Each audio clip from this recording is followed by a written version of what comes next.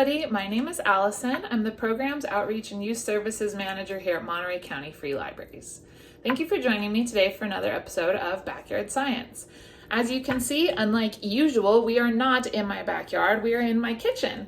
And there are two reasons for this. One reason is it is pouring rain outside as of when I'm filming this video, so I didn't want to be outside filming. But also today we are going to talk about something that might be found in a lot of your kitchens, and that is the apple. So I wanted to film this in the kitchen because we are going to cut up this apple and look inside of it. This is a pink lady apple. It's one of my favorite types of apples. There are over 12,500 different kinds of apples. If you've been watching Backyard Science for a while, you know that one of my favorite things to do is figure out how many varieties or species or different kinds of whatever I'm talking about there are. So 12,500, that is a lot.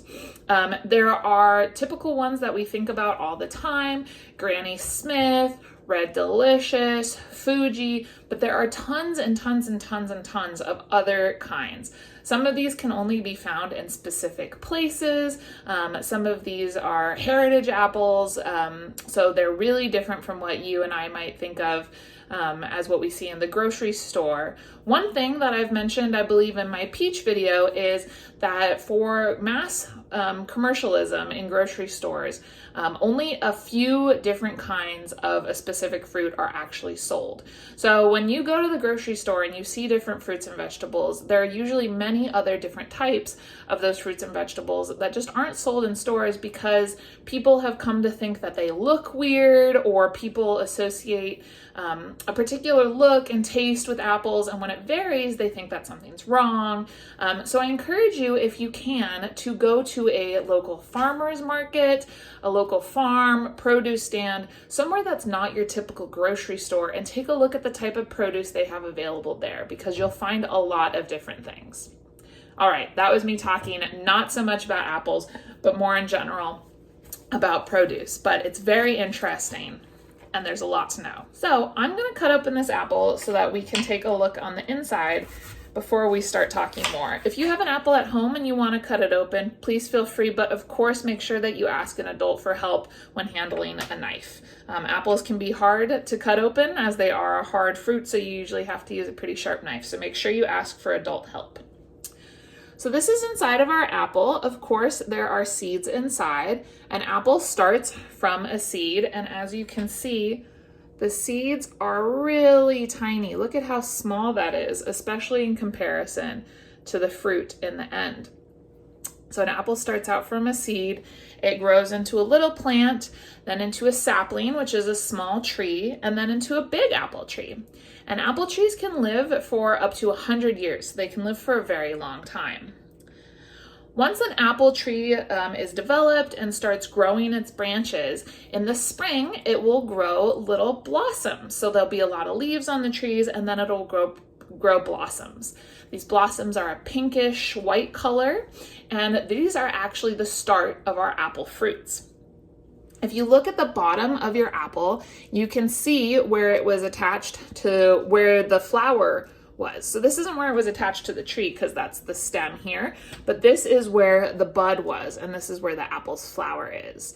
And this is important because the blossom is what is used to help pollinate the tree, and pollination is very important to plant growth and fruit development.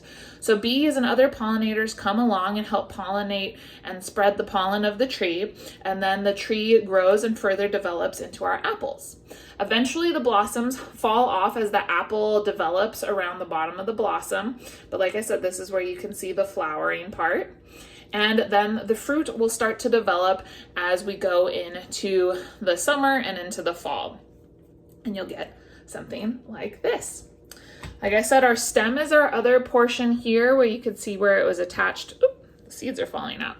Attached to the tree. And I think it's really interesting to look at the inside here of the apple. You can see where the little seeds were and their little nests, and the different parts of the apple and the development.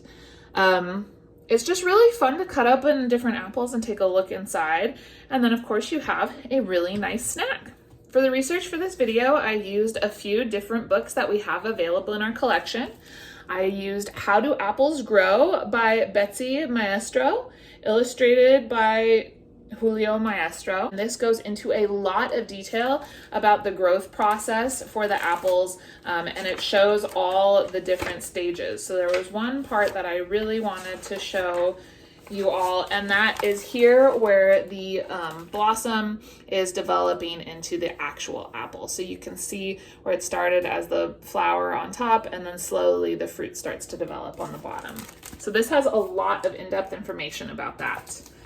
A simpler version of that is See It, Grow It, Apple, and this is a more basic version of that book, but it has actual pictures as opposed to illustrations. And then the last book that I used is Apples by Gail Gibbons, and this gives, along with the growth information found in the other two books, it gives a little bit more of some of the history on apples, and talks about apple cultivation in America. So that's interesting for a little history backstory on apples.